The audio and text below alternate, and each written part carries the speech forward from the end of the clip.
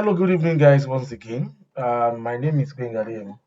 I'm the community lead for the Winnipeg Power Platform User Group. The program you are in at the moment is organized by the Winnipeg Power Platform User Group.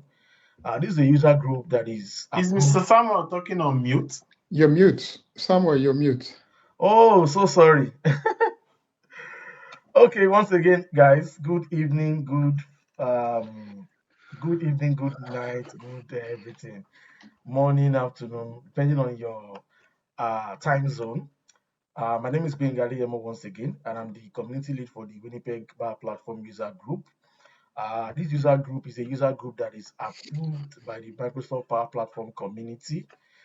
We started not quite long, and we have so many vision, mission, objectives of why we bring different power users together, right?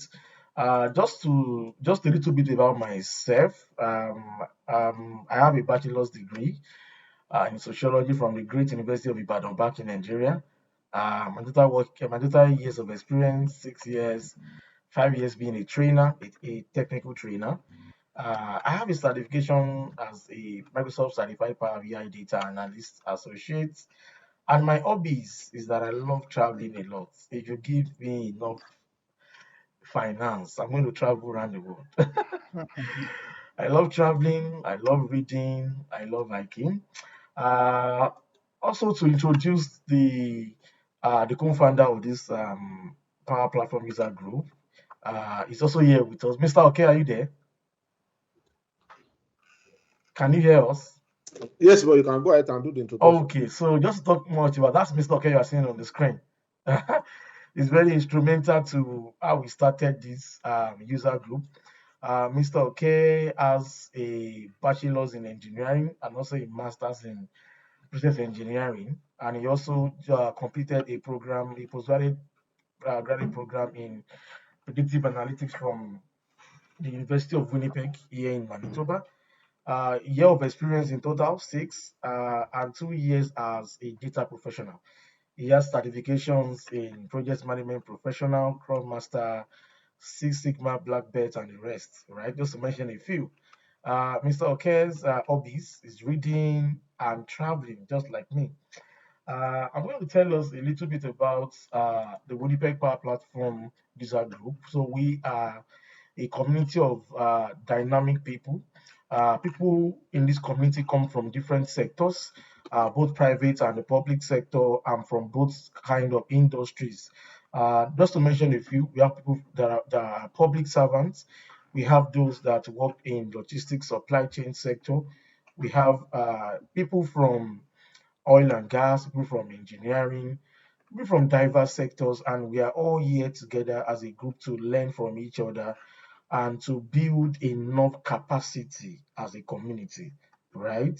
Our aim is to share every knowledge and updates about the Power Platform ecosystem. That is the Power BI, the Power Automate, the Power Apps, and the Power Virtual Agents, which is now called the Copilot. Um, why did we establish this user group? Why did we apply to Microsoft in the first place for them to approve it, right? We have 5 goals and objectives.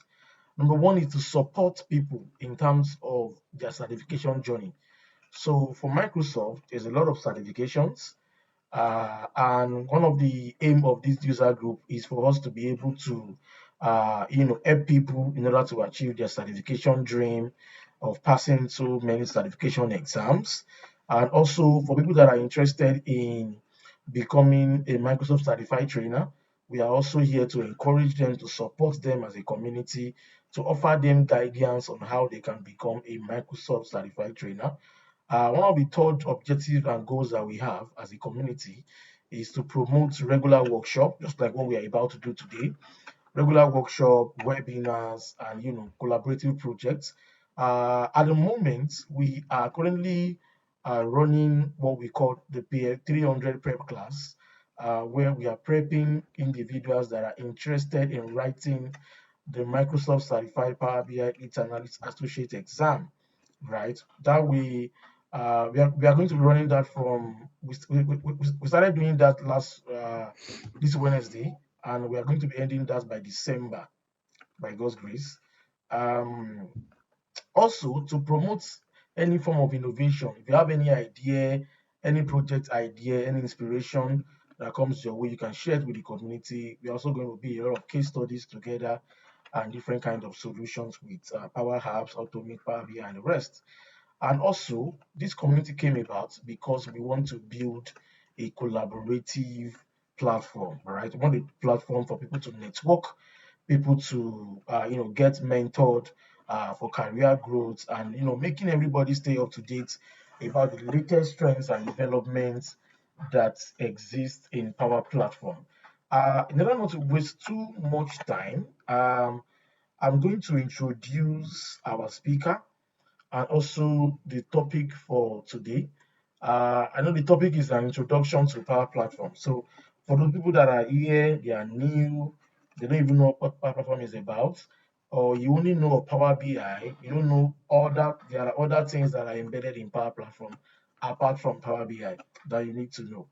That is why we are here to learn from the speaker who is an expert and somebody well experienced in Power Platform.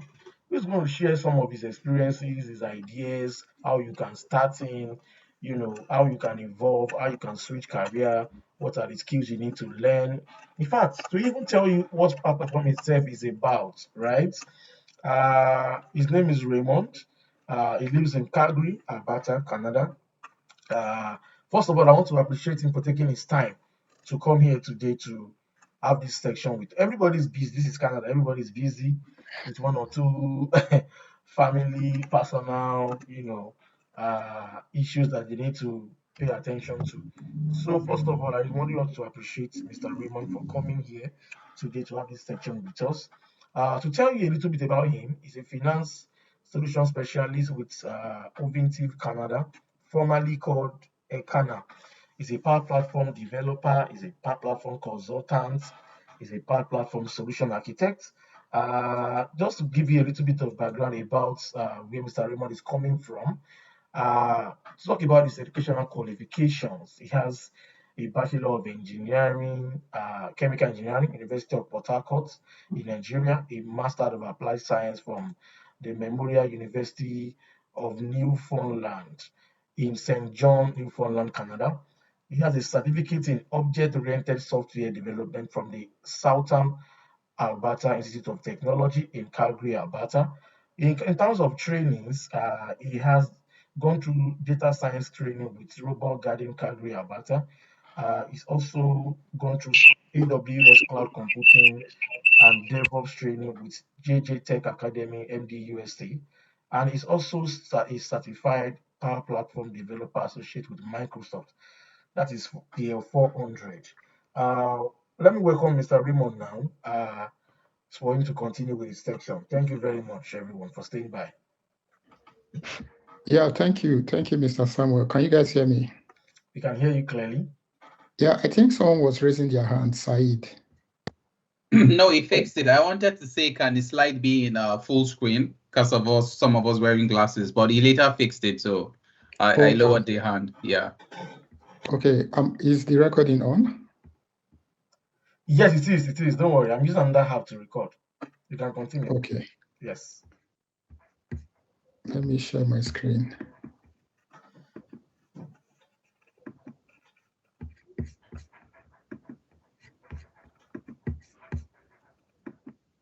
So can you guys see my screen? Yes, we can. Okay, so welcome everybody to today's section. Mr. Samuel already introduced me. I am a finance solutions specialist. That's my current role, but well, I like to call myself a Power Platform developer, right? It's quite confusing. So the title finance solutions specialist is I think it's because I work in account and treasury under the finance department. So maybe they were just trying to look for a name to call me. So I don't really look like an accountant. So they came about this finance solution specialist. But I call myself a Power Platform developer, not a Power App developer, because Most of the adverts you see online, sometimes they say Power App developer. So when I hear Power App developer, it's like, I don't do just Power App. So I like to say a Power Platform developer, because the platform has a variety of tools, not only focused on Power App, okay? So that's why I call myself a Power Platform developer. My background, originally I was an engineer, trained as an engineer. I came to Canada, I did a master's in engineering and all of that, but eventually I came to Calgary some years ago, and I saw the opportunity to actually switch over to IT, because the province was beginning to move towards the digital space. So I took that opportunity, which I think I don't have any regrets today switching from engineering to this space. I actually started with a data science program. That was the first IT course I did. Although prior to that course, I've done some development work in the past, like PHP and the rest. But when I started doing data science, okay, I did data science, but along the line, I knew, no, it wasn't what I wanted, because we all have different interests, right? Some people are data analysts, data engineer, but I wanted something different. So that was why I eventually went into software development. I also have a background in cloud computing, which it's a bit of the Power Platform, but again, some of these things you learn when you start doing Power Platform, you see that they are similar, right? They implement some of these technologies even in Power Platform. So when Mr. Benga sent me the outline of what I was actually going to speak on, I told him, hey, Benga, I'm changing the title of the presentation to Unlocking the Potentials of Power Platform. This is it's not going to be a technical class, not explaining some of the components of Power Platform. Of course, if people that want to go into this, you have to go deep into it. But I just want to give an overview of what Power Platform is, right? A lot of people have been hearing what Power Platform, what actually is this Power Platform? Who can learn Power Platform? What are the opportunities out there in this space? Okay. So Power Platform, by definition, they say it is a low-code development tools that businesses can use to build applications, to build automation workflow, and to also do data analysis, whatever they want to do. The idea behind the Power Platform, the initial idea. Raymond, people cannot see your slide. Yeah, You you're can't not see showing my your slide? slides, just They're only just seeing the your team browser. background. Yeah. Yeah, exactly. That was why I actually raised my Okay, hands. thank you. I'm logged in with my browser. Is that why? No, that's not an issue. Just go to No, but your presentation was showing earlier. Yeah, go to your PowerPoint what's it called? Yeah, I'm trying to share again. Just Okay. a minute.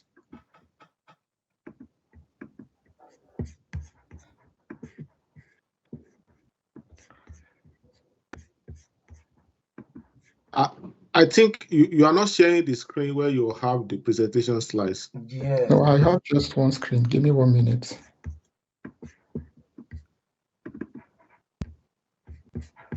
If you share, you can either share the entire screen or a particular window.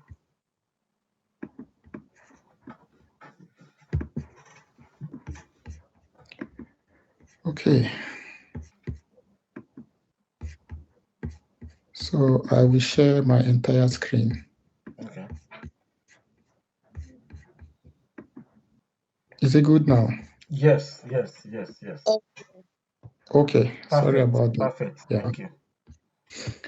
So, like I was saying, I said the Power Platform, it's a collection of tools, originally low code. Let's keep it there for now. Low code development tools that allows businesses to actually build applications, automation workflow, and sometimes they want to use it for data analytic purposes. The idea behind this platform is in industries, we usually have the IT department, right? So those guys, they are involved with a lot of complicated stuff, working for the whole of the organization. But again, we have teams in that same company, and they have their own team problems, right? Department problems. Oftentimes, you see them going to IT people to say, hey, can you do this? Can you do that? So, of course, IT guys, they are busy with the complexities of the company task, right? So, I think Microsoft came up with the idea of like, okay, why not we just build a tool that we can actually give it to your team, and you guys can solve your problem by yourself. Like, you do not need to be a developer. You don't need to have the technical expertise. Just learn it. It's very simple to learn, right? So that's the idea behind Power Platform.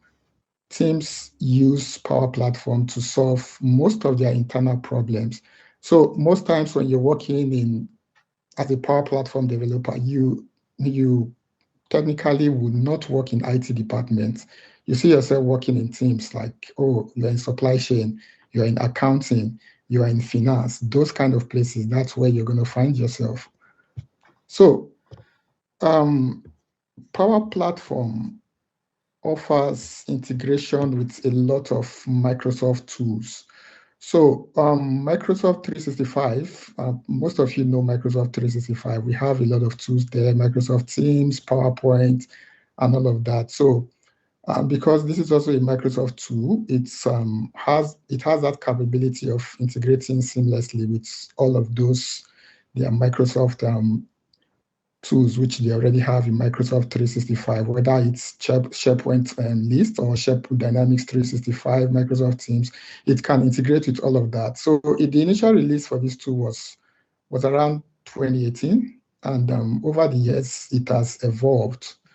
For the initial plan, like I said, it was actually going to be a low-code or no-code tool, but the technology is evolving. So as we progress, I will talk about some other aspects which they are actually working on, which they've made available to us as of today. So what's the population of people or organizations using this tool as of today? So I did a quick Google search, and I saw this data that says as at January 2024, this is January, this is like 9 months back or 10 months back. As at 10 months back, we have 33 million active users of this tool. So it is a big tool, as you already can see. And they said over 350,000 organizations are already using Power Automate. That's good. They also said Power Automate has 10 million active users, and they said 63,000 organizations have used Power Platform or Dynamics Copilot. So this is quite some impressive number for a tool that they created 2018. 2018 is just about 6 years ago. So it's growing. And this statistics is January. This is 10 months later. So you can imagine the number of people that are using this tool as of today. So the big question is why are companies using this Power Platform? Most companies currently, they use, when it comes to automation, they use a tool they call UiPath. I've had this conversation with a few of them, and I try to find out from them why do you guys want to migrate your workload from UiPath to Power Platform? They always give me two answers. The first answer, they said it's cheaper. Power Platform is cheaper than the UiPath. So that's the first reason we want to migrate. Of course, everybody wants to get cheap, right? If you see a technology that will give you the same results and is cheaper, you want to go for it, right? The second reason they usually say is this tool has the ability to integrate with a lot of their existing software. Mind you, most of these companies are already using a lot of Microsoft products. So having a Microsoft product that can automate their workload, it can just seamlessly integrate with most of the things they actually have. One of them said, "Oh, we have SAP in our environment, and we found out that the Power Platform is able to integrate better with the SAP that we use in our environment." So for scalability, whether it is a small industry, it is a big organization, this is a tool that can actually scale to meet your needs. I talked about integration, right? It can integrate with anything, whether it is a cloud solution, whether it is an on-premises solution. This tool has the ability to integrate with anything, right? Then when it comes to cost, I already mentioned, they said it's a cheaper option for them than most of the tools they are already using, right? So these are some of the reasons why a lot of them are actually migrating to this space. So Power Platform, why should I do Power Platform? Is it really a good space to be in? For me, I would say the answer is yes. It's a very good space for you to be in because the tool is growing by the day. Myself, I actually underestimated this tool, but over the years, seeing the number of people that are using this tool made me to understand that this is going to be the future of business applications and automation.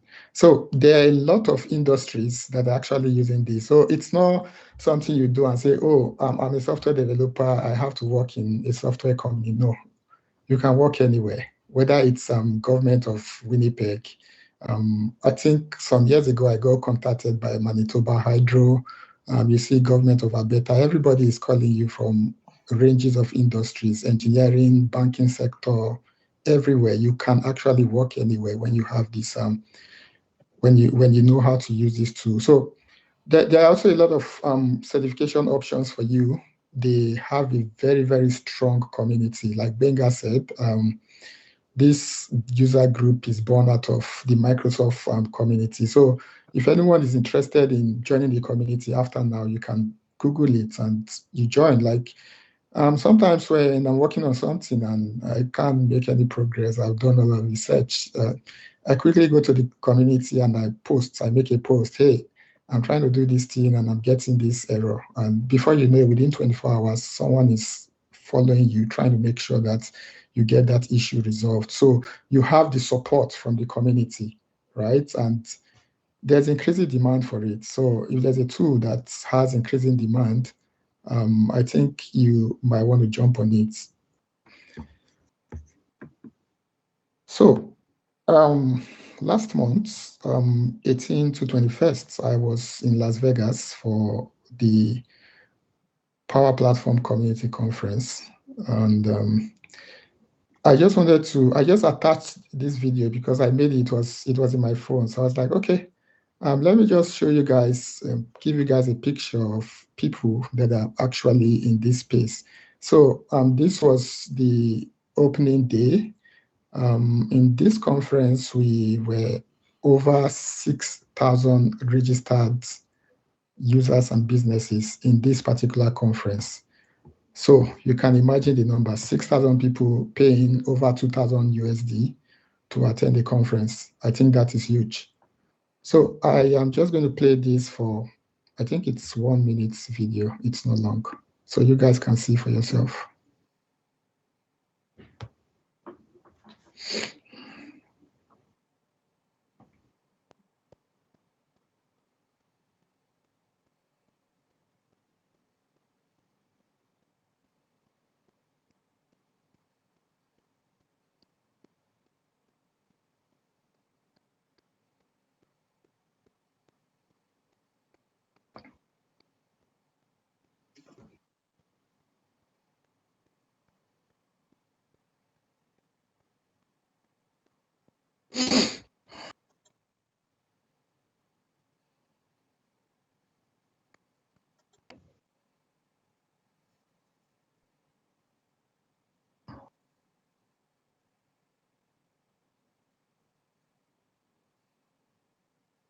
Yeah,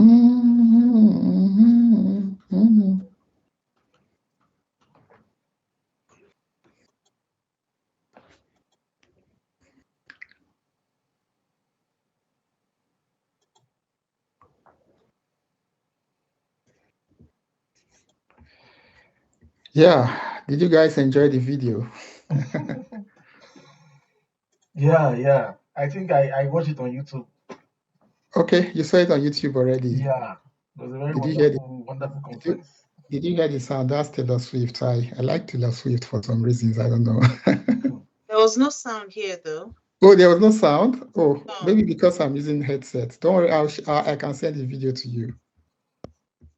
Yeah, so this is what we have as at today. This is people trying to come and learn about this technology. So seeing this amount of people trying to learn about Power Platform, it tells me this is huge. I met a lot of people from different industries.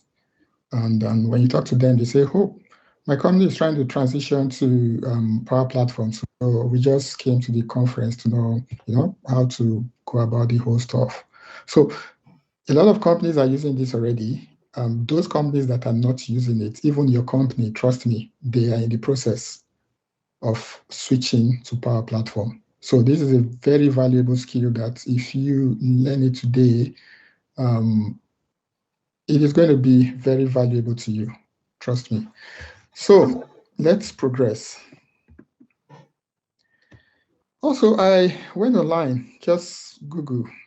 I was like, okay, can you show me the average earning of what a Power Platform developer looks like? And these are the figures I got online. So mind you, these figures, it depends on the industry, right? Depending on the industry, sometimes the province, different provinces, they pay different rates. So they said entry developer, you can get between 60 to 80 grand annually. Okay, I think that's fair. When you're a mid-level developer, they said between 80 and 100K. As a matter of fact, some people can pay you far more than 100K. I did an interview with some guys last year, and because I am not a senior, I'm a mid-level. So those guys, they were in Vancouver, and they offered to pay me 135 grand for a Power Platform role. That's a lot of money, trust me, for a mid-level guy. So senior developers, they said 120 to 130. Like I said, it depends on industries, right? So it's not a fixed rate, but this is just to give you guys an idea of what people out there will be pricing you when you eventually pick up this skill. So the next question, who can learn it? Can I learn it?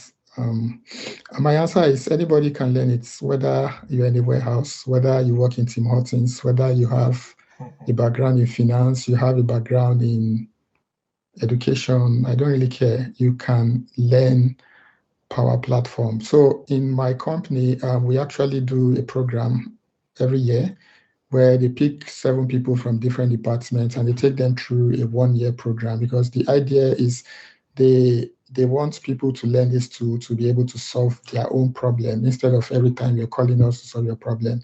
You already understand your business, you understand your problem. So if you can learn this tool, I think it gives you a better perspective and you'll be able to handle your problems yourself. So you don't have to be technical. You don't need to have a background in software development, no. They call you citizen developers. They don't even call you a professional dev. They call you a citizen developer. So they know that you are not a developer. I usually tell people that you don't have to be smart. It doesn't require you to be smart or intelligent. You only need 2 things. You have to be committed to this. If you start to learn it, you have to stay committed. Follow it through. Sometimes when you're learning a technology, I know at the initial time, you're not even understanding anything, but just keep going, right? It gets to a point where everything eventually starts to make sense, right? So don't quit. Just stay committed to the journey and be consistent in your learning.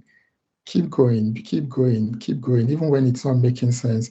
It's not when you learn something today and the next time you're putting it on to learn, it's 2 weeks time or 1 month later. For those of us in IT, you already know when you learn something and you don't use it, it doesn't stay, it goes away, right? So consistency and commitment, those are the only two things I think that anybody needs to learn it. You don't even need to be educated. In the IT space, they don't need you to be educated. Education is secondary. Anybody can learn it. So in this space, we have a lot of tools that make up the Power Platform. It's a platform, software as a service and platform as a service. The first one is the Power App. So for Power App, you are basically building low-code applications to solve business processes. So it can be a mobile app, it can be a web app, it can be a desktop app, depending on the use case that you are handling. When it comes to the app, there are actually 3 types of app. For those of us that are familiar, you hear them talking about the Canvas app. Canvas app, for people that like to code, I think that is the space you mostly fit in, because this is where you have more control in your app. You design your app the way you want it. You write your code the way you want it to be, right? You don't have a predefined interface. Whatever you decide that this is how I want this app to look like, this is how I want this app to function, you have that flexibility to do whatever you like in the Canvas app. Then the second one, it's the model-driven app. So those of us that like to do data-related stuff, right? This would be a very good aspect for you to go. It's model-driven, so the name is model-driven. So there's a model in front. So it tells me you have to do data modeling. It comes from the back end, so you have to do all of your data modeling first. So when you do that data modeling, then the system gives you its own predefined interface. So you don't have control here, like the Canvas app. You don't have control. The system designs how it wants the app to look like for you. You just have to create your form, create your view, create this. But the bulk of the work that you are going to do is the data modeling of your data. Then the last one, they used to call it Portal app. But nowadays you hear them calling it Power Pages. So Power Pages is just the web version of Power Platform. So you can use Power Pages to develop a company website. Unlike SharePoint website where you build a website for internal use, right? It's just within the organization. People outside the organization cannot access your website. Power Pages can be external facing. So it can be internal, it can be external. So that is for Power App. Then the second tool is the Power Automate. Like the name is saying, Power Automate. So what are you trying to do here? You're trying to automate processes. Anything you're doing currently, just think about anything you're currently doing in your workplace where you have to do things manually. You have to be repeating tasks. This is where Power Automate comes in. You don't have to be doing things repeatedly. You can automate those processes for yourself. So this is where the Power Automate comes in. It's strictly the automation aspect of the Power Platform.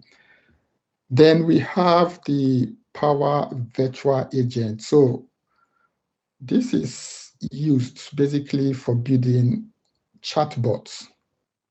Nowadays, when you want to do anything, sometimes I use Kudu, I try to call Kudu, and they don't let you talk to any customer. They direct you to a chatbot. So you're communicating with a chatbot. It's going to ask you, can I help you?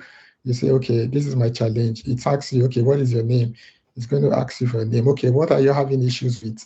It's going to bring a list of issues. You're going to select, this is what I'm having issues with. Then it's going to suggest some things. Okay, can you read these articles? Then it's going to ask you, did this help? You say, no, this did not help. It directs me to a customer, So this is what you do. This is what you do with Power Virtual Agents. You use it to build intelligent chatbots, right? Then the Power BI part of it, for those of us that are into data analytics, and some people here are already preparing for Power BI certification. So this is the aspect of the tool that you use to do data visualization. So, do you have to know all of these tools? Well, if you can, that is a plus. But again, we have different interests. Some people will be excited about the app. Some people will not. Some people want to do data visualization. Some people want to do AI, building chatbots. Some people say, oh, it's website I want to do. So you don't need to learn all of the tools. For myself, you will never find me doing Power BI. I don't do Power BI. So when I go for interviews, I tell you I don't do Power BI. But does that make me not a Power Platform person? I am a Power Platform person, but again, my specialty is not Power BI. I mostly specialize in Power Apps and Power Automate. Even under the Power Apps, I still tell you that I have done most of my work in Canvas app. If you take me to model-driven app, that is really not my comfort zone because for some reasons, I don't really like doing anything that has to do with data. I want to write codes, right? I'm more excited with writing codes, not playing with data. So it is okay for you to pick which of these tools, which of them do you want to do? But again, the two most important one is the app and the automate. I'm not saying the rest are not important, but if you learn the app and the automate, you can get away with it. Like me, those are the two I know, and those are the two I mostly do. It is just recently I started to do something different, which is Power Automate Desktop. I'll talk about that later, right? So you don't have to learn all of it. So just pick your space where you want to be. I'm not saying, but when you pick your space, you need to know what each of these tools are doing, right? Because when you go for an interview, they are going to interview you on Power Platform, not on just the app, right? So it's good for you to have an idea of what all of them do, but you tell them that this is what I do, this is my specialization. If you give me a tool on Power BI, why not? I can quickly learn it and do that task. But as of today, I don't really do much of Power BI. So they also have some items here, connectors. So they said it has a connector, over 1,000 plus connectors. So connector is basically what you use to connect to a data source. So when you pick up your phone and you're interacting with an app, what you're doing is you're communicating with a database that is somewhere, right? Without that database, you will not see any data on your phone. It's just going to be a design. So when you're building an app, you start by designing the app. This is how I want the app to look like. I want this button to be here. I want this table to be here. It's not interacting with any database. So if you want it to communicate with a database, then you have to use a connector. We have a lot of connectors. Like, this is not a technical class, so I'm not really going to go in details. But let's say you want to connect to a SQL Server database. There's a connector for that. You want to connect to SharePoint list. There's a connector for that. You want to connect to Dataverse. There's a connector for that. You have a lot of connectors.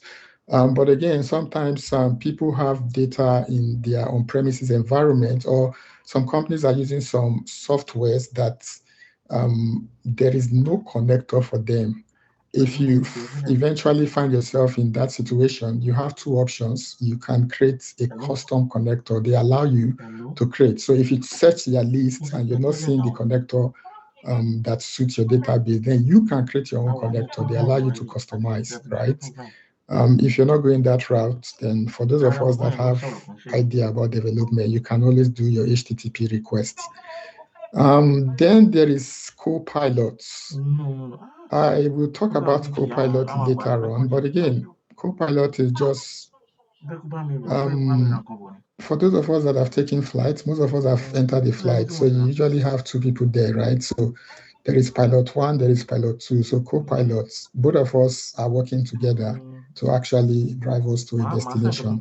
So co-pilot is ChatGPT. We have ChatGPT now. A lot of us use ChatGPT already. So they try to say, okay, let us bring ChatGPT into our Power Platform environment. So that is the idea behind Copilot. So I'll talk about that later. Then they have the AI Builder. So AI Builder, they have a lot of pre-built models that you can actually use in this environment. Again, they have pre-built model. If you check the list and you don't see the particular model that suits your use case, you can actually develop your own model. For example, when you go to the platform, you can see a model that, for example, extracts information from an invoice. So, which means Microsoft already built this model for you. So all you just need to do is to pick it, right? And point it to where your invoice is. And you see the model going there to pick up that invoice, extract the information from the invoice, and do whatever you want it to do after extracting that information. You can also do that with receipts, with documents, whatever you want to do. So those are the things you can do with AI Builder. Dataverse formerly was called Common Data Service, but just recently they changed the name to Dataverse. So Dataverse is the internal database for the Microsoft platform. So they built it specifically for this platform.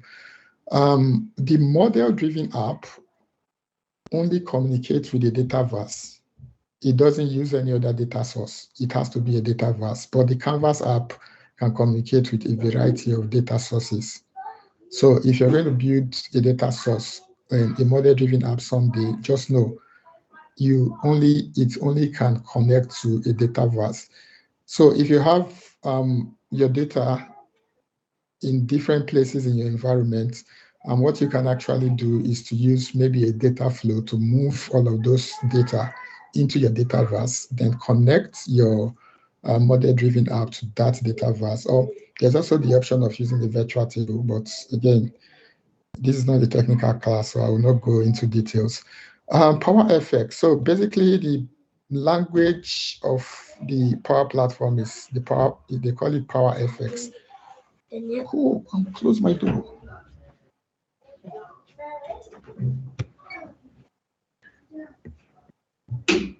So the platform uses a language they call PowerFX. It's not JavaScript, it's not Java. They call it the PowerFX.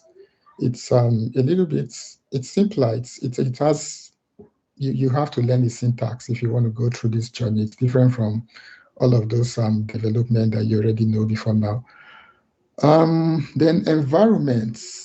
Environment is where you have all of this residing. So if you want to build applications, if you want to build automations, of course, everything is going to sit in a space. So that space is the environment, right? So in those environments, there are different types of environments. I won't talk about that, but also, most times you see companies trying to separate their environment. They can have their development space where you can do all of your development. They say, okay, after you build here, move it to the testing environment to do your testing. After you do all of your testing, then you can move it to the production environment where you make it go live. Talking about moving applications, moving your stuff, all of your components to another environment, there's what they call a solution. So think of this, an application by itself doesn't exist in isolation, right? It has a lot of dependencies. For example, you're trying to build an application, right, for a business. That application might require you to have a Power Automate flow that runs in the background. It may require you to have a Power BI, right? Now you're going to have tables. You're going to have security rules. You're going to have a lot of other dependencies, environmental variables, and all of that. So just imagine that you want to do your Power Automate, you go to make.powerautomate.com, you create your flow. You want to do your app, you go to makethepowerapps.com, you create your app, you go somewhere, you create your security rules and all of that. So eventually, when you are done with all of this, your development, and you want to move it to another environment, how do you think that is going to work? you start to move everything by itself. That is not an efficient way of doing things, right? So the idea is they brought a solution, which is like the container, and they said, okay, do all of your development inside this container. So you're going to have the app, the automation flow, your tables, your security group, everything is going to be inside the solution. Eventually, when you're done with your development, all you have to do is to move the solution. You're not moving the components. Now you're moving the solution, right? It's just like a container having 4 cars, 5 cars in it. You're not moving the cars one after the other. You're moving just the container, and it has all of the cars, all of its components inside. So that's the idea behind solution, just for you to move your applications from one place to the other. So our Automate desktop, I mentioned it earlier. So there is what they call robotics process automation. Sometimes when you look at the job description, you see them talking about RPA. By itself, the Power Automate I talked about previously, it's a cloud solution, right? But again, what about if you want to automate tasks that's on your desktop, or you have a legacy application and you want to automate the task in that legacy application. This is where the Power Automate comes into play, right? So you can do things like, let's say you have, some of us, we have files. If you go to your document library, you see a lot of files arranged everywhere. You can use the Power Automate desktop to actually rearrange how your documents are. So what this tool does is you are actually going to train a robot, right? It has a recording. So you might have a particular repetitive task. Let's say you have data entry task that you usually do maybe every day or every month, blah, blah, blah. So you can actually train the robots. So what you're going to do is you record the steps that you take to do that task. The robot is watching you. So it's going to create a series of steps with some components and some variables for you from that recording that you have made.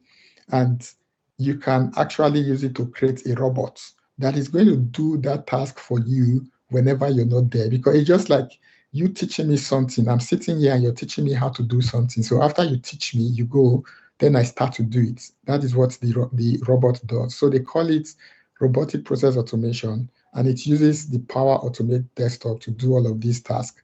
So some of the use cases for this is you can do data entry, form filling. You can actually do scraping of information from websites. You can do folder rearrangement, which I've talked about earlier. You can do data manipulation. Go to an Excel sheet, go and pick up this information from an Excel sheet, write it to this particular place. Anything you want to do, anything you think you want to do on your desktop or you have legacy applications, just teach the robot, train the robot how to do it, and it's going to do it for you. So that's the idea behind this particular Power Automate desktop. So earlier I said this tool is a low-code platform. So initially, when they created this tool, the idea was it's going to be a low-code and no-code tool. So we don't need you to be a developer, right? Anybody can learn it and use it to solve their problems. But again, since it is a pre-built tool, it has a lot of limitations, right? There are a lot of things it cannot do. So when you have people, maybe developers coming into this place, or companies over time, they want to do more. They said, how can we do this? This tool cannot do this. How can we do this? So over time, with back and forth communication with Microsoft, so Microsoft extended the capabilities of this tool. So nowadays, you have the pro code aspects of this tool. So you don't have to go into this space if you're not a professional developer. So what they do here is, when you get to the limits of the Power Platform and you still want more, then you can extend the capabilities of the platform. Go and develop your JavaScript, go and develop your Java, go and develop your C#, bring that code, and you can plug it into the Power Platform. You can integrate it into the system, and it's going to work for you. So that is the pro code aspect. I was in a workshop in the conference, and I actually saw that instead of us to do all of this drag and drop, you can actually write XML codes. Instead of you doing drag and drop, you can write codes and copy that your code and paste it in the platform, and it's going to give you the same app. So if you do not like to do drag and drop, or you're a software developer, you like to write a lot of code, then you might want to go into the pro code aspect. But again, for those of us that are not professional developers, you don't need to worry about it. If someone is going to hire you, they know that you're not a pro developer. But if you have interest in the pro development side of it, why not? You can always improve your knowledge. So Power Platform Copilot, like I said earlier, this is the AI tool in the platform, which Microsoft actually integrated with the platform. So this is like ChatGPT in Power Platform. So whatever you can do with ChatGPT, you can do with Copilot. The difference between ChatGPT and Copilot is ChatGPT is external. It is not seeing your Power Automate flow. It is not seeing your Power App. Some companies are not even going to let you to use ChatGPT. My company, you can't use ChatGPT. Once you try to open it, they block you. So they have their own AI tool. So Copilot is in the platform. So when you're developing, those of us that are already working in the Power Platform space, you always see this logo at the top right-hand corner, or maybe when you're writing the code, you see the logo there. You can say, I don't understand this code. Can you explain this code for me? Copilot is going to explain it to you. Oh, this is what this code does. You can have a Power BI report that you don't understand what's going on here. You can tell it, Copilot, can you tell me what's going on here? What is this dashboard? What is this report? So Copilot is going to look into what you're doing, and it's going to explain everything to you. So that is the advantage that Copilot brings in. So the idea is for you to be more productive, right? So if you have an assistant that can actually help you to do things faster, why not take advantage of it? So aside this capability, another thing they're trying to do is the Copilot agent. So because we work in different places and our needs are different, again, Microsoft always builds these things for you, saying, this is what I think you need, right? Pre-built. I think you need it this way. But over time, when people start using it, they say, no, we don't want to use it this way. We want to use it that way. So if that's the case, then they allow you to go and create your own Copilot agent and train it to do whatever you want to do. So for you to train this agent, they have an interface for you, which they call the Copilot Studio. So in the Copilot Studio, you can actually create your own agents, train it the way you want to do whatever you want to do. Copilot agent is so I went online sometime. I was just reading about Copilot. So you hear a lot of people say, oh, Copilot is not useful. It doesn't help me anyway, blah, blah, blah. A lot of complaints about Copilot. The problem is a lot of us are trying to use AI the way we use Google, right? You just go there, you just type one word, or you just type two words, and it brings out a lot of information for you. So you find out that Copilot is not effective in that way. So it is a human being. If you want me to do something for you, I think it's better for you to feed me as much information as you can to help me to do it. So that is Copilot. The context matters. You have to give it a lot of information. You don't use Copilot the way you use Google. If you use it the way you use Google, trust me, it's going to frustrate you. And at the end of the day, you think that it is actually not useful for you. But this is a very, very powerful tool. So this is the Copilot, the Copilot Studio interface, right? Where you can come and develop your, you can actually come to and create your Copilot agents. So I attended a session in the Power Platform conference. So the idea was they wanted us to make use of Copilot agents to build a smart app. So nowadays, before now, for those of us that have houses, your houses are not smart, right? If you need to go turn on your light, you're upstairs and you want to turn on a light downstairs, you have to go downstairs. If you want to increase your heat, you have to, and your controller is in the down floor, you have to go there. Recently, my friend was saying, "Oh, Alexa is the best thing that anybody has ever made. That I just stay in my room, I just say, Alexa, I want the temperature of this house to be 20 degrees, and it does it. You don't need to get out of your bed to do all of that. So that is a smart home. So for apps too, we want to have apps that are smart, just like Alexa, right? Just like a smart home. So you can use Copilot as a brain in your app, and your app becomes smart. So I attended a session, and what were they trying to do? Scotiabank, Canada, they presented a use case and said, this is the challenge we're trying to solve. Provided a lot of information.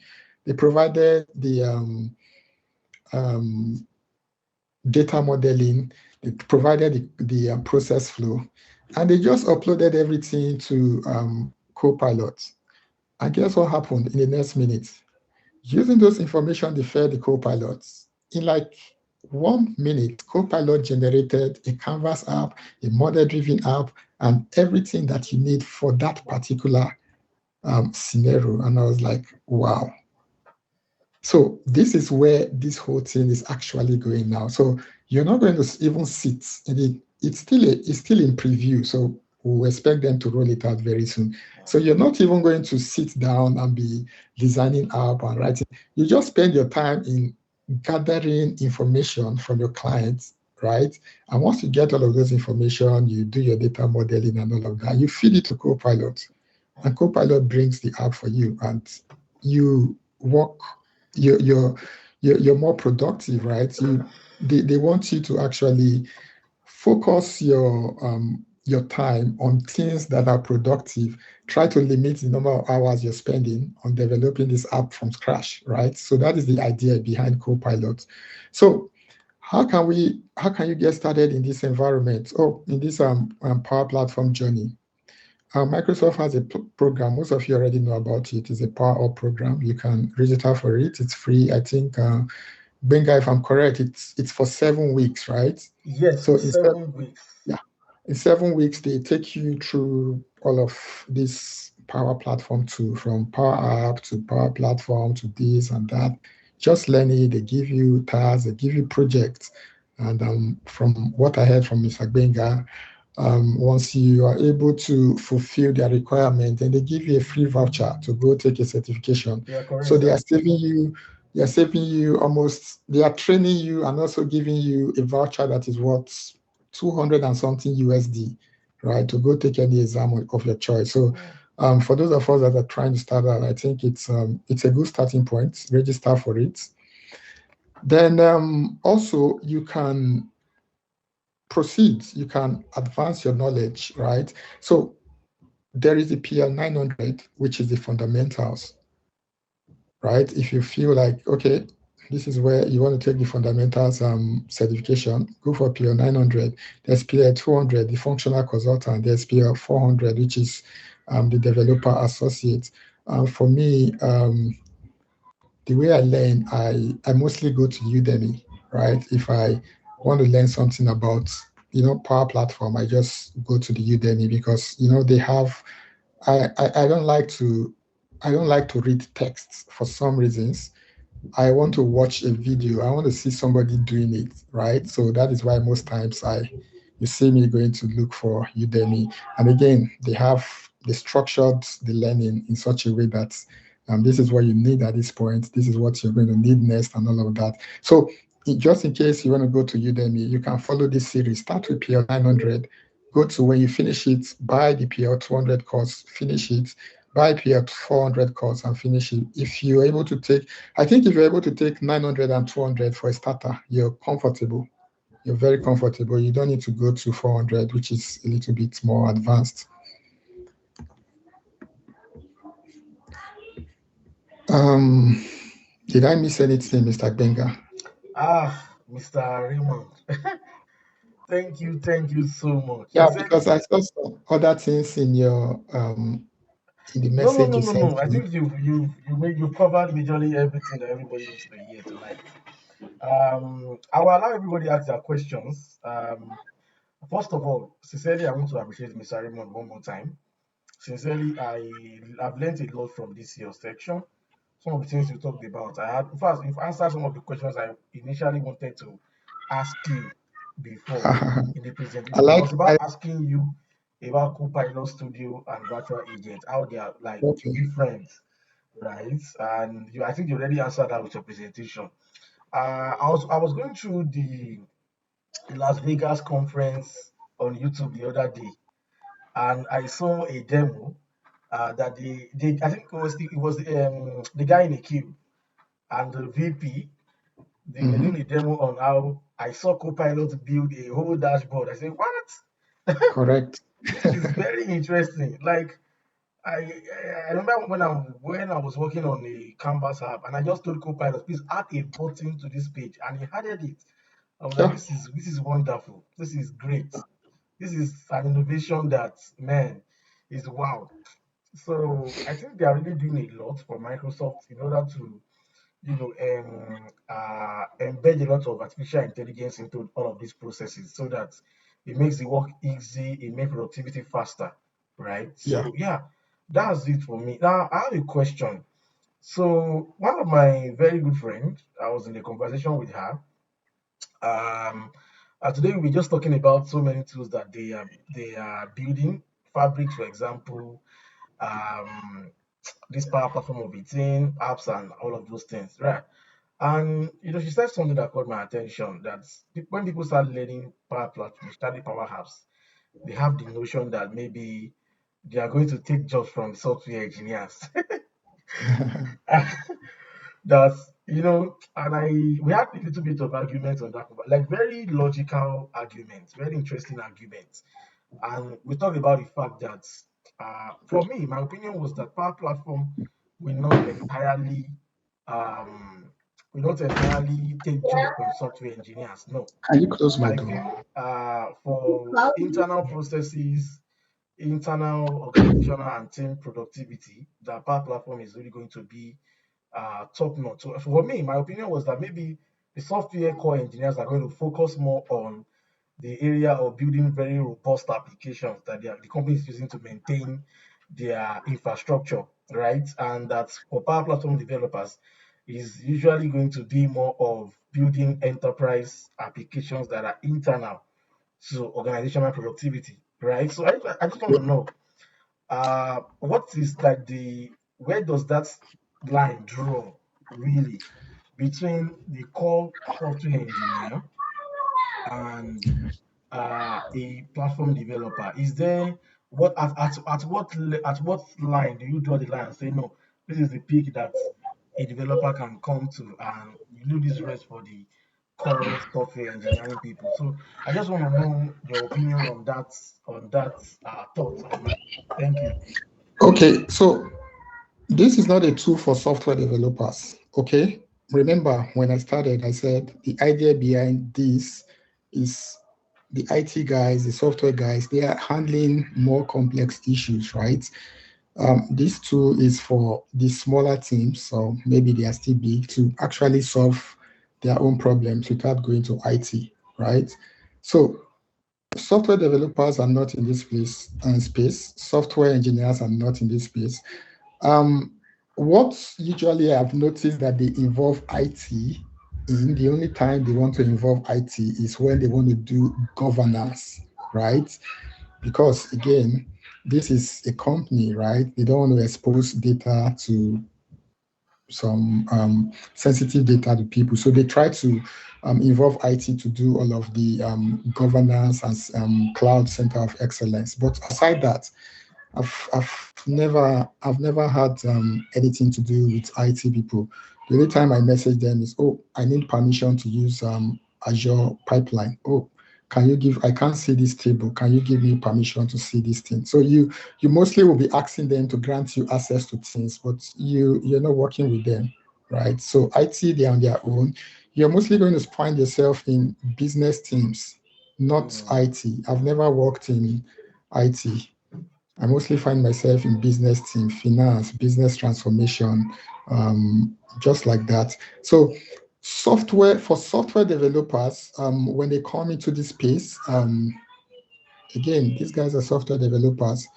The initial idea behind this is low code, no code. So I have seen a situation where a particular app was slow, right? So they gave it to somebody to say, okay, this app is not performing optimally. Can you go check and see what's going on so that the app can operate at the normal speed? So the guy went, and after some weeks, he came back and he said, oh, I fixed the issue. And I said, okay, tell us what you did. And the guy said, this 30 lines of code that this person wrote here, I just commented it out and I just put a submit button. So somebody wrote 30 lines of code for something that you can just use a submit button. So that tells me that guy is a software developer. So when software development guys come, they want to do things the way they do in their software space, right? They want to write all of this complex code, right? But that is not the initial intention. So when they do all of this in this platform, it doesn't work as expected because the platform was designed to actually be low code. But again, thanks to Microsoft, they've actually added a pro code component. So when software developers come, they just push them to the pro code part and say, okay, you like to write code. We want to develop this thing and they don't have it in this platform. So you go and develop the Java and JavaScript, bring it and we plug it into our application. So that is where they come in. But ideally, I've never worked with software developers, no. You work with people that are not even, a lot of them are not even technical people because they are business people, right? They are business people. They are not really technical. They are accountants. They are business analysts. They are, all of those regular titles. Not IT. I have never worked with a software developer in this space. Thank you very much, sir. Let me give the mic to Adiola. I think she has a question. Then we move to sorry if I don't pronounce the name very well. Oloka Mabo. Then Saike. Let's start with Adiola. You can throw in your question now. Okay. Good morning and is it good morning? Okay, good morning or good evening. Anyone. And first of all, I want to appreciate this session. Thank you for putting together, and I want to appreciate the speaker. God bless you. So this is my question, but before then, I would like to do a little introduction so that you understand where I'm coming from. Okay. I've been practicing as a Power Platform developer for a couple of months now, and I've done a couple of projects. So that's why I want to ask this particular question. So my questions that are divided into two. My question is based on the Power Platform tools and also on Copilot that is embedded in all the tools. So you mentioned that what you practice mostly on is Power Apps and Power Automate, that you don't like to do with anything data that has to do with data, Power BI. So I'm asking this question because I've worked on a couple of projects that I have to leverage on Power Automate, Power BI, and Power Apps. Even though Power BI is also embedded in database, that's in solution, the container you refer to, sir. So I want to ask that, what about when we are given a project that we need to do a visualization, and you said you don't always go to the high guys, or maybe let's say data analyst or data anything. So in that situation whereby we have a project that we'll have to work on, it's not be like maybe like, I don't want to use insult on a Power developer go to start develop, in case we have to start looking for job or maybe go for interviews. If you say, I don't know how to use Power BI, how can we maybe like defend that? Okay, this is focus. Okay. So to answer your question, I don't tell you I don't know how to. I tell you that I have not done a lot of work with Power BI. Okay. So I have been lucky to be in spaces where they have you're going to work in a team, and in that team, everybody, they have their strengths and their weaknesses. For example, inside my team, there is still another division. Say, these people like to do Power App and Power Automate. These people like to do AI. These people like to do visualization, right? So there is in most teams, you will see that segregation, right? Because they know we are human beings, right? Nobody can do everything, right? Exactly.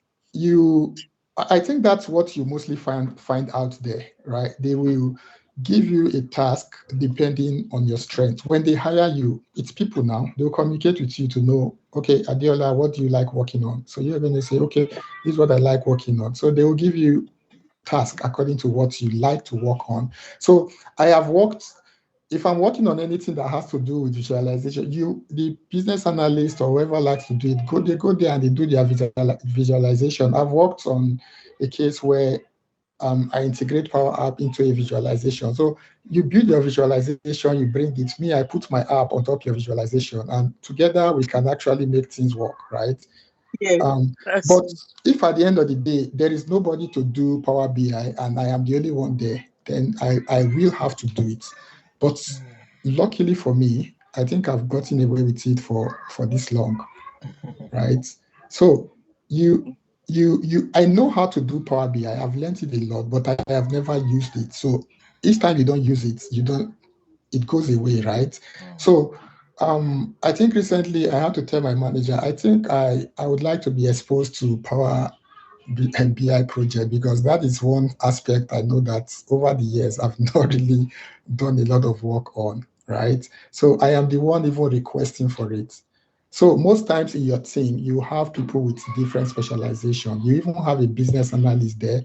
I've worked in companies where you have a business analyst, you don't even have to go and meet client, because one aspect of this Power Platform that you have to know about is you can function as a BA and a Power Platform developer. So a team wants to achieve a purpose, a task, they know what they want to do, but you have to go and meet them and do requirement gathering, gather all the information that's from them and translate it to your app or whatever, right? So sometimes for some companies, they operate that way. You have to go do it. But some other companies, they have a BA that goes to meet them. You don't even meet the client. Somebody goes to meet the client, collect all the information. They just throw a document to you, say, Adeola, this is what we want you to build. Go and read this document. If you have any question, you come and you ask. You read it, you ask a question, and if you're okay, you develop whatever you want to develop. So just do what you're comfortable with, but make sure you know Power App and Power Automate. Any other one, to me, I think is optional. If you want to do Power BI, I actually find fun in working with the 5 tools though. So because I'm asking this service, because the one organization I was worked with, it is the Power Platform developers that do all the visualize. So they don't allow the data and AI guys to work with us. We are the ones doing anything visualization, the Power Platform developers. Yeah, if you find yourself in that situation, then you don't have a choice. Then you have to learn it. But for me, I have never opened Power Pages. I don't even know what it looks like. Oh. So you can get away with some of these things depending on where you find yourself. Okay. Thank you, Adeola. I'm not done. You still have one more question? Please, one more question. Please be fast so that we can wrap it up. So my question is now on Copilot. I want to ask, how can I really make you maybe I need to prompt Copilot in a way that it can solve some effects for me, Power Apps. Fine, I use Copilot in Power Automate. It works perfectly. But when it comes to Power Apps, I can still call Copilot Olodo. It does not really, except if you ask you to click Alt +8, but it will not give you the solution. So I want to ask, it can only tell you problem, but it won't give you solution. So I want to ask that, is there a way or there is something I need to set up so that we can be able to use Copilot very well in Power Apps? Precisely. So you can build your own agent, but one thing you need to know is this is still a work in progress. It is still in preview, right? So for now, don't expect it to function as expected. The selling point, they've said a lot of wonderful things about Copilot, but when you start using it, you see that it's not working as expected. So I would say use it to do as much things as you can do right now, but eventually when they roll it all out, I think they would have tested it thoroughly and it will be working optimally. So it's still a preview function. Okay, sir. Thank you very much. Thank you. Yeah. Okay, we have Aloka Mabo. I'm so sorry I didn't pronounce your name very well. Please ask your question now. Okay, thank you very much for this opportunity. My name is actually Oloka Wabo, but if you cannot pronounce it well, you can call me James. Okay. Yeah, I think I spoke with you today. Oh, okay. Now I remember you now. Yeah. My question is this: I'm very new here. From my background, I'm a data analyst, and I just want to see how we are being positioned in having this series of PL certification. Which one is actually good, or that we position a data analyst very well? Are we going to have all? I was thinking is only PL 300, but I see that based on the explanation it has been elaborated, that we're going to have PL 900, PL 200, and this. So how is it those ones relevant to us as a data analyst? Okay, before Mr. Raymond we answer, let me just quickly come in. You are a data analyst, right? So Yeah. I would recommend you start with PL 300. If you are using Power BI at your place of work or on your own personal, self-development, whatever, right? I would recommend PL 300 for a start. So all of the certifications have their core area of focus, right? PL 900 is general to anybody who is completely new to Power Platform and wants to understand how the Power Platform works, right? The ecosystem in general, like what is Power Apps, what is Automate, what is this one, what is that one, what is Copilot, what does connectors mean, what does AI Builder talk about, what does it entail? Yeah. So it's just like general background knowledge of the entire Power Platform ecosystem. That is what PN 900 is about, right? The Microsoft Power Up program is what it started like some years ago, which some of us in this community are still undergoing at the moment. It's a 7 weeks program that gives you basics of all of those tools, right? So you can learn, it will teach you model-driven app in Power Apps, Canvas app, Power Pages, Automate, Power Automates, what's it called? And which one again? And yeah, so everything in general, they will teach you like the whole basic general thing for Power Platform. And you can with that write the PL 400. That one is functional consultant. So I always recommend people write that if you've already passed the fundamentals for a start. You can go ahead with 400. That's the functional consultant. Then when you feel more confident, you have a little bit of experience, you've worked on 2, 3, 4, 5 projects, right? You build Canvas app, you build model driven, you've done those things, done some automations and stuff. You can now take the PL 400, which is the developer. Also the PL 200, which is the developer associate, right? So as you keep growing in the career, what's it called, in Power Platform, then you can start taking the exams one at a time. So you don't have to like do everything, right? There's another one called PL 600. That one is the solution architect. The requirement for that one is that you must have passed either of the developer associate or the functional consultant to qualify to write the solution architect exam, right? I've seen some people that don't even have more than just one. So people even only have fundamentals alone and they are doing fine. They are, progressing in their career with that alone. You don't have to write everything. So Let me come in. Let me come in. My question is answered. Okay, go ahead, sir. Yeah, let me come in. So, Mr. James, you are a data analyst. Do you use Power BI? Yes, very well.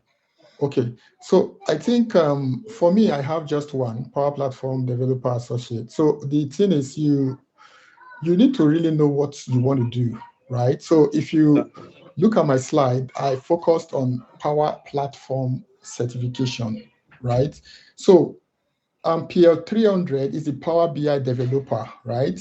Yeah. So you can see that it is picking just one tool in the suite, Power BI. It's not addressing the rest. So they will test you on just Power BI. So as a data analyst, you do only visualization and all of that. It's okay. I think I would advise you to go to the Power BI route. Yeah. PL 300. But again, I would call you a Power Platform person because you're doing just Power BI. So I will call you a Power BI developer, not a Power Platform developer. Do you understand what I'm saying? So it's different. So when you see a job and they say Power BI developer, they want you to know Power BI. But when they say Power Platform developer, they are talking of the whole platform tools. So for a data analyst visualization, go ahead with Power PL 300. But if you want to enter the Power Platform space, you don't need to do all of the certification. Just do a Power Platform certification. So they are going to test you on all of the tools. All these things you see us talking about, Power App, Automate, Power Pages, they'll test you on all of them. Do you understand? So that way you're not just picking Power BI out of it and going to take Power BI exam. No. Okay, so which means if we should go by the fundamentals, which is a P 900, for us to know what it entails, we can progress from that and learn Power BI, Power BI certification, which is PL 300. And if we have to progress, maybe learning how to code, and because there's aspect of there's a transition from data analyst to data science, where you start doing machine learning and more of codings and all that. So if you are a data analyst, I believe also there is an instant like what you advise that we should also master the PL 300 very well. But if you add that PL 900 is still good because of our because of interview purposes. Yeah, like I said, it all depends on what you want to do. What do you want to call yourself? Do you want to remain a data analyst? Honestly, if you're a data analyst, a data analyst has nothing to do with Power App. You don't do Power. Do you guys do Power App?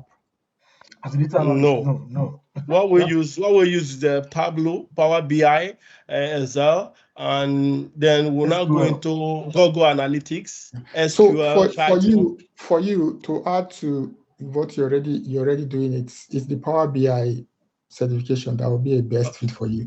It is if you decide that you want to enter into the Power Platform space, that is when you start looking at Power Platform certifications. But for now, since you do Power BI, I think you should focus on PL 900 and leave the Power Platform certification, except when you eventually make up your mind that you want to add Power Platform skills to your portfolio. Yeah, and you mentioned something that is very, very, very important to me about the what do you call it again? Is it autopilot or something like that? Copilot, yes. I would like to learn something of that nature because adding it to the AI skills, I think it will help us in building codes and even in the SQL, because most times the codes, the query we write in SQL, sometimes if you develop it, it may have some errors. But when you lift what you have written and put it in AI will help you to correct it. And I think this tool is still going to help in that regard. So one use case of Copilot is we've been in this meeting for almost 1 hour plus. So for people that have missed this meeting that are not here, they can just come later and tell Copilot, can you summarize this meeting for me? Copilot is going to summarize this meeting and give it to them. Wow. So where will you get the data from? Where will you get the data from? So Copilot is internal, is in your environment, it's not outside the environment. Wow. Okay. So I don't know if your environment, when you go to work tomorrow, look at your Edge browser, you see Copilot at the top. At the top right-hand corner, it's usually there. So that is what people use it to do now. Teams meetings, summarize, you send your manager a bulky email. They don't waste time to read it nowadays. They just tell Copilot to pick what they need and it brings what they need. Is it on the browser, please? On your Edge browser, there's Copilot Edge browser. think it's Edge. I've not seen it in Chrome. I've seen it in Edge at the top right-hand corner.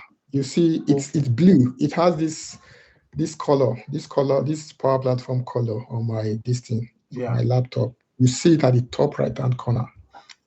Okay. For those that have Windows 10, is it going to show also? I don't know. Those that have Windows 11. They should check, but I've mostly seen it in my work environment. Once I just go there, I see Copilot there. If you have Windows 11 on your task bar, you will see it there. It's just there by itself. Okay, I've seen it. Yeah. So Copilot is an assistant. It's listening, right? It can go here and listen to this thing in 1 minute, and it will summarize everything for you. Okay, thank you. Let's move to the next person because of our time. Thank you. Nils Besam. Oh, no. Okay, you have passed me. Yeah, passed you. Sorry. I typed in the chat. I raised my hand again. Sorry, please. You can go with your question, please, before we allow. Yeah, Mr. Raymond, thank you so much for the enlightenment, right? My one is just a quick question. For you guys in the professional space, most of the license you have for Microsoft is enterprise. So you have access to all these tools. So if myself, now that I'm not using enterprise, so what license will you advise me I get for Microsoft 365 so I can have access to all these tools for personal practice? For personal practice, you have to buy a license. So it depends on what you want to do.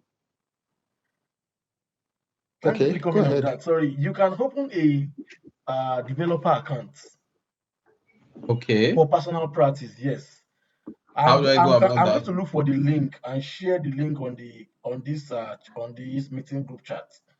Oh, please, I appreciate that. I can also send a video link to how you can create your own developer account. So with that developer account, you can use that to practice. And for those that are currently going through the Microsoft All program, under the tenants that you are operating, like the tenant you are using, the Microsoft tenants, you can also use that to also practice, to see how the Copilot works, to see how every other.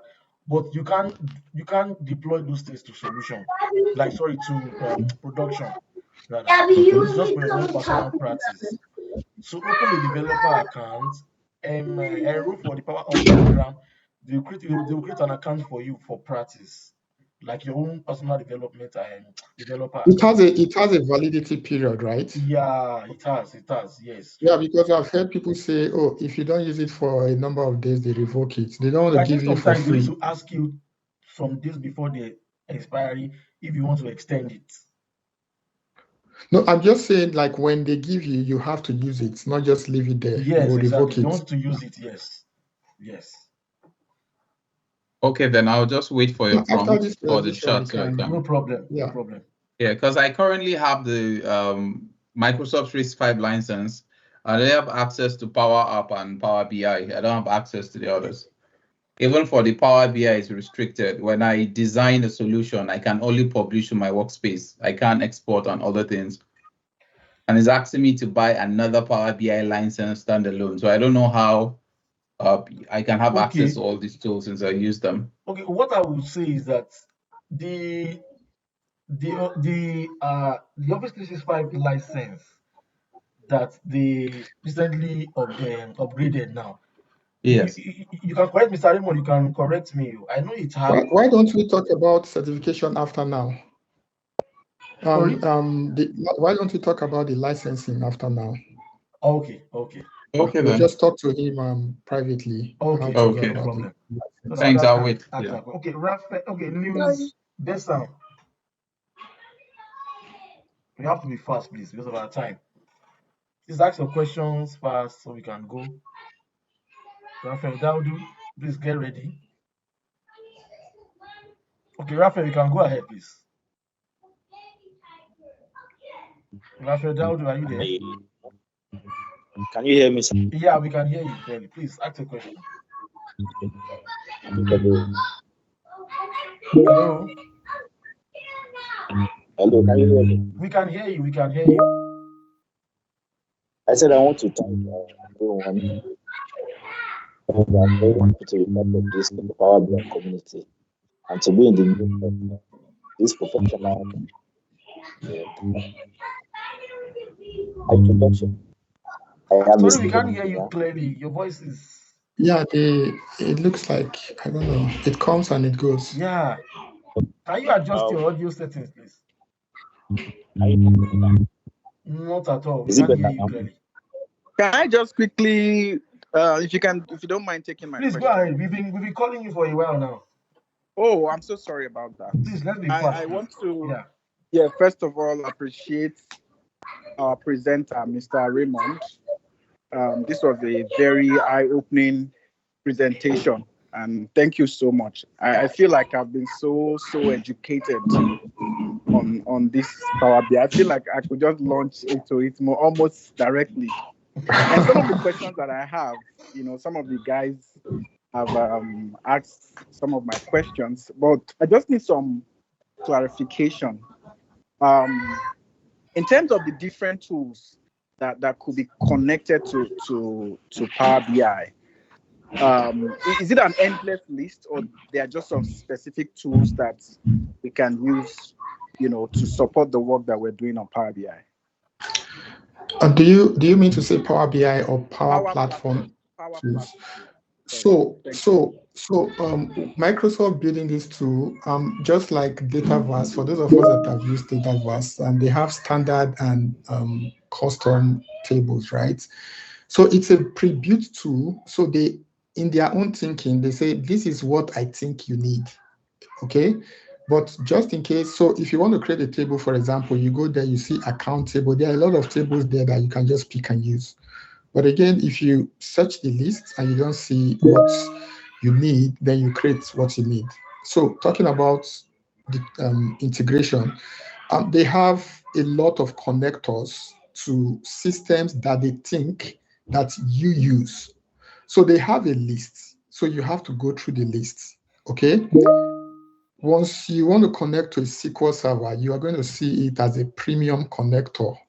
So it is already there as a premium connector. You just have to pick it, connect your app or your automate to it, right? But if you do not find your company database, let's say you have a legacy application and you want to connect to it, you don't have it on the list. This is where the customization comes into play. Then you have to customize it. You have to create a custom connector. So they already have everything you need, the template for creating it. So you just have to go provide all the information they need. What is the endpoint of that your database? You have to provide it. What is the security? So you create the custom connector and it connects your tool seamlessly. So I think it's an endless list. So long as you can bring the endpoint or whatsoever you want to connect to it, then it connects to it seamlessly. Thank you very much, Mr. Raymond. We appreciate your comment. This is our first section. Since the inception of this is our first general section since the inception of the Winnipeg Power Platform User Group. We want to appreciate everyone for staying by to the end of the program. We don't want to take any more questions because of our time. People need to go and rest and sleep and do some other personal stuff. If you have any more questions, please, you can always go to the chat section and just ask your question. Somebody's going to definitely reply you, right? I also dropped the link to joining the user group. I also joined the form you need to fill. I dropped that on the chat section so you can fill the form if you're interested in joining us. We are going to be having different series sections on a bi-weekly basis. Maybe if you do any physical meetup, it's going to be once a month. We're also planning on having physical meetups anyway. We're also planning on even maybe hosting the Power Platform Bootcamp here in Winnipeg, the first of its kind. Maybe by the next bootcamp that's going to happen globally in February 2025. We have some very good plans of helping people upskill, upgrade, switch careers, and also help them in their certification journey, right? And also work support, resume building, CV building, interview prep, and even a lot of things that we are planning for the community. So once again, thank you everyone. Thank you, Mr. Raymond. We appreciate you. God bless you for taking your time to come and show us a lot of things today. We really appreciate everybody. Yeah, thank you. Thank you for having me. So guys, when we have another section, we will let you know. We have a LinkedIn page. You can follow us on LinkedIn to know more about the community and also any other sections that we're going to have next. Thank you. God bless you, everyone. Have a wonderful night rest. See you later in the next section. Bye. Alrighty.